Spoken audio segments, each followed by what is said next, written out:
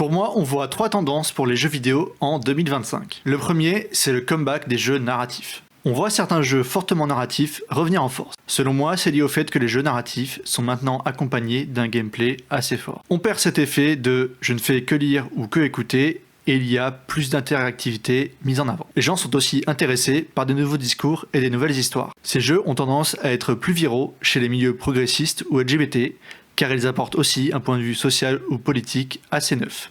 La deuxième tendance, c'est l'avènement des petites expériences à moins de 5€. L'algorithme Steam a historiquement tendance à mettre de côté les petites expériences pas chères. Les deux raisons sont que le marketing Steam était beaucoup basé sur les wishlists, mais également le fait que l'algo est basé sur les revenus générés par le jeu. Donc un jeu plus cher est rapidement mieux mis en avant par Steam. Cependant, les gens ont moins d'argent qu'avant avec l'inflation, donc il est intéressant de voir que ces petites expériences à 5€ ou moins se vendent plus facilement.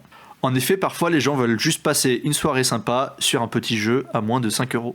Les jeux courts mettent également moins de pression aux créateurs et aux créatrices qui vont essayer de développer ces jeux en 3 à 6 mois.